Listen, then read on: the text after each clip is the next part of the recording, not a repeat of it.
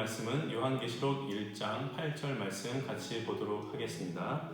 주 하나님이 이르시되 나는 알파와 오메가라 이제도 있고 전에도 있었고 장차 올 자요 전능한 자라 하시더라. 아멘. 네, 우리 친구들은 역사를 이끌어가는 사람이 누구라고 생각하나요? 대통령? 아니면 국회의원? 아니면 사회에 영향을 주는 지도자층이라고 생각하나요? 물론 나라에 중요한 결정을 하는 그룹이 있고 한마디 한마디가 큰 영향력을 끼치는 사람들이 있습니다. 하지만 그들만이 역사의 주인공은 아니라는 것이죠. 모든 국민은 역사의 흐름 안에 있고 국민 또한 역사를 만들어가는 한 주체이기도 합니다. 지도자와 국민이 어떠한 자세로 살아가는가는 역사에 대단한 영향을 주죠.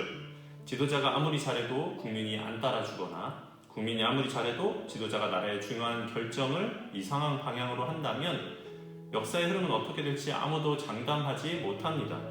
우리나라 역사와 세계 역사를 보면 잘 알 수 있죠. 조선시대 임진왜란이 일어났을 때 일본에서 심상치 않은 서신이 왔고 이를 본 신하들은 조선의 왕에게 통신사를 파견할 것을 요청을 했습니다. 그래서 당시의 왕은 정치 세력의 큰 두 세력이었던 동인과 서인에서 김성일과 황윤기를 일본으로 보냈습니다. 그리고 두 사람은 상관된 보고를 하죠. 서인 황윤길은 일본이 쳐들어올 것이니까 대비를 해야 한다라고 이야기를 했고 동인 김성일은 그들이 우리나라에 쳐들어올 일은 없을 것이냐라는 보고를 했어요. 결국에 두 사람 중에서 동인 김성일의 보고를 받아들여서 전쟁을 대비하지 않았고 임진왜란이 일어나서 큰 고통을 당해야만 했습니다. 역사의 중요한 결정에 잘못된 결정을 내린 것이죠. 나라가 완전히 망하는 것 같았지만 그럼에도 이순신 장군과 같은 그런 군인들 그리고 백성이 이룬 의병들로 인해서 힘을 합쳐서 결국에는 이 일본을 잘 막아냈습니다.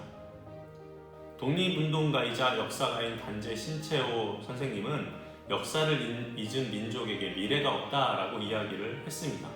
그만큼 우리가 역사를 배우고 과거를 통해서 교훈을 얻는 것이 얼마나 중요한 것인가를 잘 이야기하고 있는 것이죠.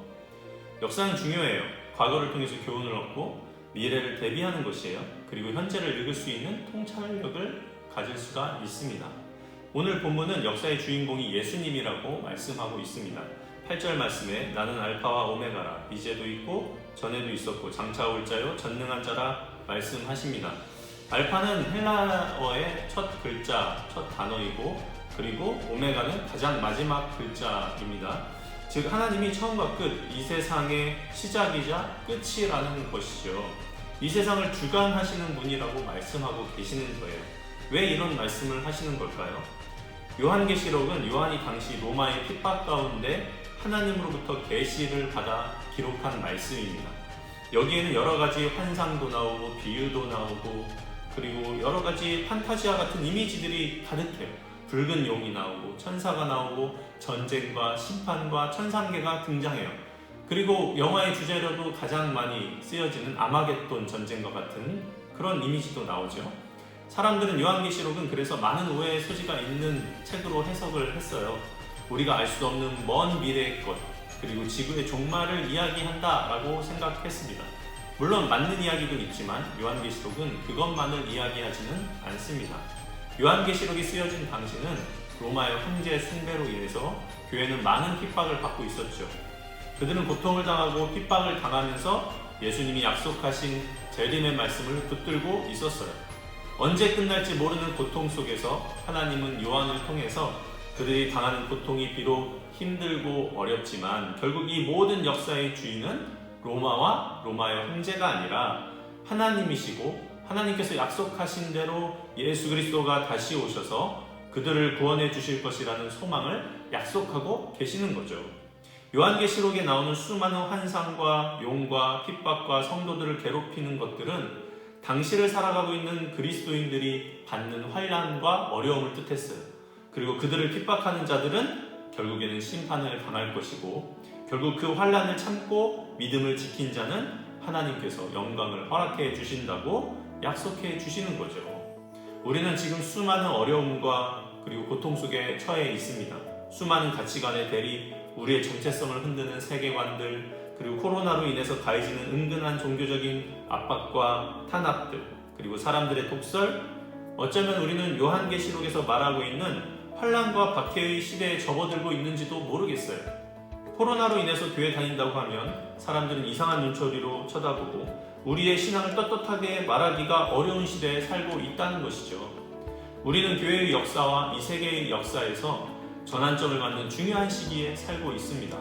그 역사 속에서 우리는 이 역사의 주인이 누구이신지를 잘 알아야 한다는 것이죠.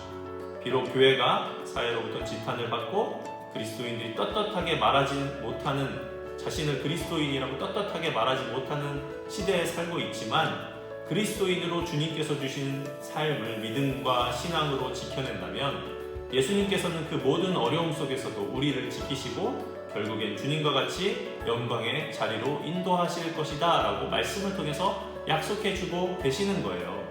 그래서 요한계시록을 우리에게 주신 거예요. 역사를 읽는 민족에게 미래가 없듯이 말씀을 잃어버리는 성도는 주님과 함께하는 영광이 없다는 것이죠. 아무리 어렵고 힘든 시대에 살더라도, 우리의 신앙과 자유가 제한되는 시대에 살더라도 이 역사의 주인이 하나님이심을 기억하고 내가 사는 삶 가운데서 말씀을 따라 살아가는, 그래서 주님과 함께 영광을 누리는 우리 모든 중고등부 친구들이 되기를 예수님의 이름으로 축복합니다. 네, 기도하겠습니다. 하나님 감사합니다. 우리 친구들 같이 말씀을 보게 하시고 나누게 하심을 감사드립니다. 요한계시록에서 요한이 이야기했던 것처럼 역사의 주인은 하나님이심을 우리가 다시 한번 기억하게 하시고, 힘들고 어려운 시대 속에서도 우리가 말씀을 잊지 않고 말씀을 붙잡고 그 말씀대로 살아가서 하나님과 함께 영광을 누릴 수 있는 우리 모든 친구들이 될 수 있도록 축복하여 주세요. 감사드리며 예수님의 이름으로 기도드립니다. 아멘.